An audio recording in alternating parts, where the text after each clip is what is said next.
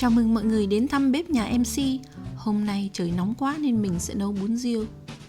Đây là xà lách kinh giới, hoa chuối, ớt bột mới chưng, mắm tôm, giò lụa tai mình mới hấp sáng nay, và đậu phụ nóng hổi vừa mới chiên cùng với tóp mỡ phi thơm để ăn cùng bún riêu.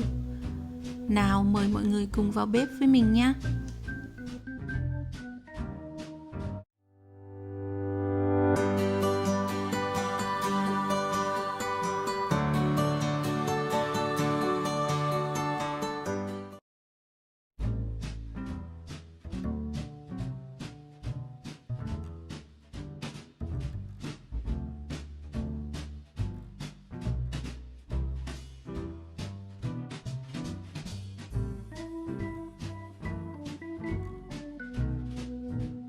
Ngoài các loại rau thơm và cà chua để nấu bún, mình đã mua về 5 con ghẹ tươi.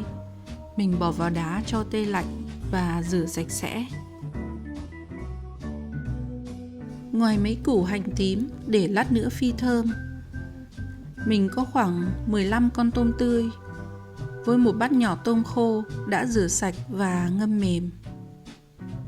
Một hũ gạch cua xào dầu ăn, hũ mắm tôm bắc, một bát giấm mẻ để tạo độ chua và mùi thơm cho bún riêu, mấy quả trứng và vỉ đậu phụ nữa. Lát nữa sẽ chế biến cùng với bún riêu. Mọi thứ đã xong, chuẩn bị đi làm cua nào. Đây là hộp đậu mềm mình sẽ bỏ vào gạch cua. Đậu làm cho gạch cua mềm tan và thơm bùi rất ngon. Với phần cua này, mình sẽ bóc mai cua, lột yếm.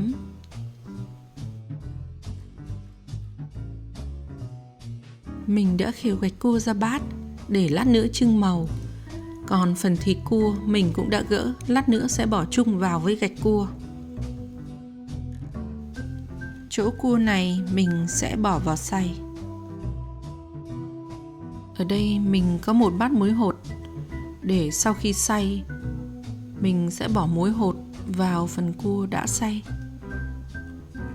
Lát nữa sau khi mình lọc nấu lên, cua sẽ nổi nhiều gạch hơn. Bây giờ mình sẽ để đó trong 30 phút.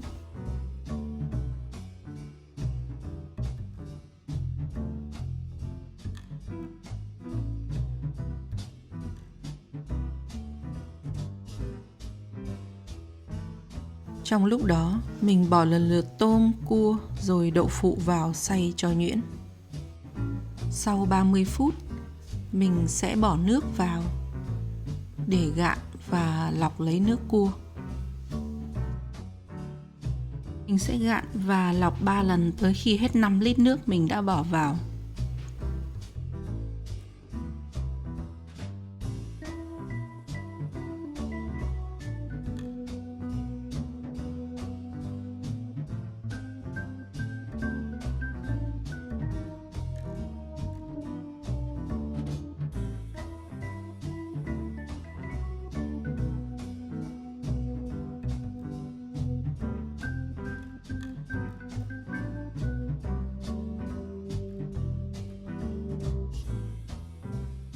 Sau đó mình khuấy đều nước mắm tôm đã lọc bã vào nồi nước, rồi nấu lên.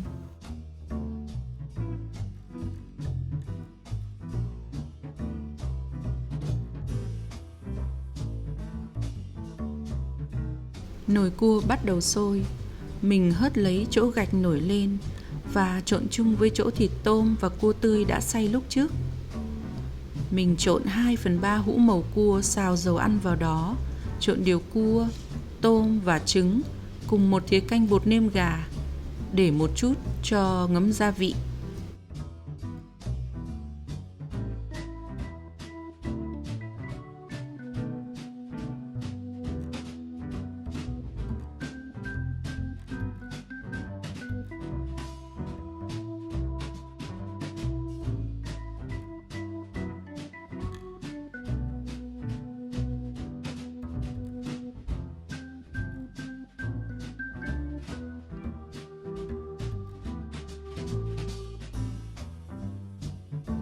Sau đó, mình vặn bếp lên đảo chỗ thịt lẫn mỡ, đợi thịt ra hết mỡ làm tóp mỡ. Mình trút chỗ tóp mỡ đó ra bát.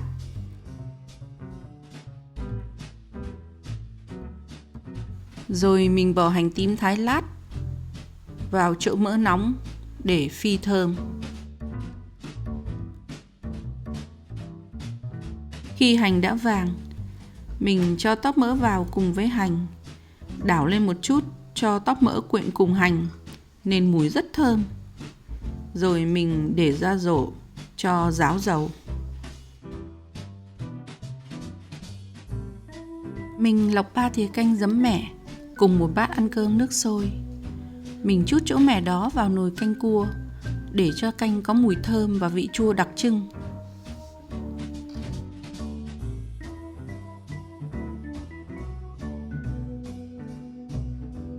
Mình phi thơm chút hành củ tươi, cho mấy quả cà chua đã bổ múi cau vào xào cùng với bột nêm gà. Rồi mình trút tất cả cà chua sang nồi canh.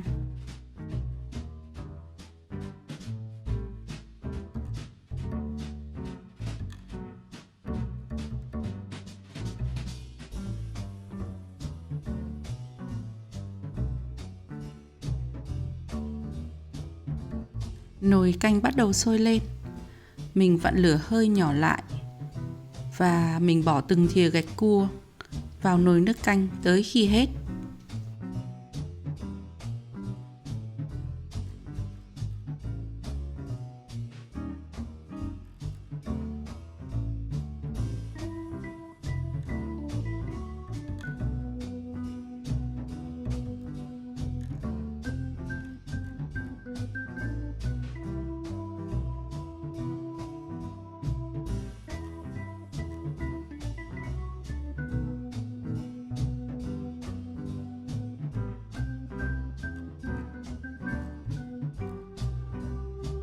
Bếp mình không vặn quá to, cứ để gạch nấu trên bếp lửa vừa, không đậy nắp cho chín kỹ. Rồi mình bỏ gia vị bột nêm gà, nước mắm vào nồi canh. Lúc này, mình sẽ cho nốt chỗ gạch cua mình đã khều lúc trước vào xào chung với hành, với số gạch cua xào dầu ăn còn lại, để cho nó vàng thơm lên một chút.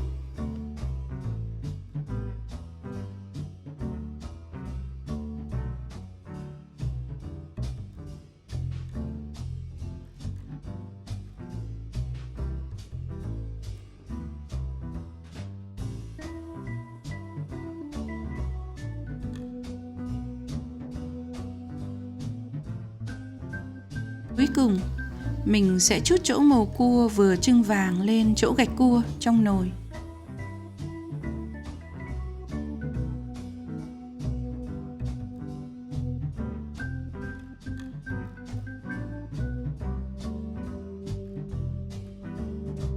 Mọi người nhìn thấy nồi riêu có hấp dẫn không? Cả nhà mình ai cũng kêu đói bụng, nên mình phải nhanh tay đi dọn bàn ăn thôi.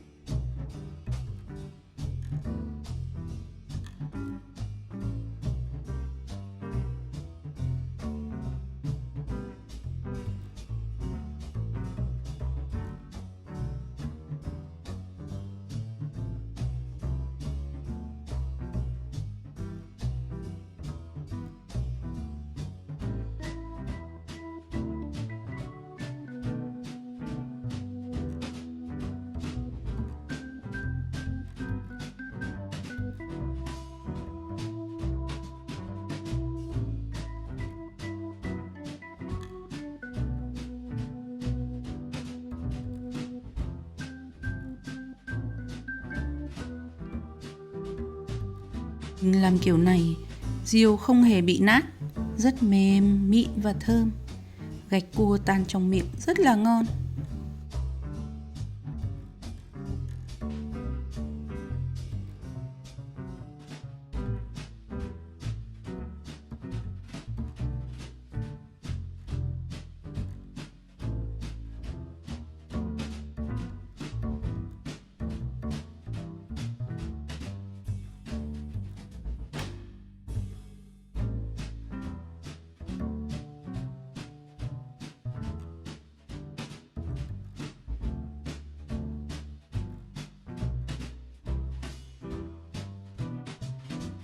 Mình để giò tai mới làm hay giò lụa cùng tóp mỡ trên mặt bún cho cả nhà cùng ăn. Tùy sở thích mà có thể dùng nước mắm hay mắm tôm cùng với ớt bột cay đã chưng. Đậu phụ rán nóng giòn ăn kèm với bún riêu, nhìn thật là hấp dẫn.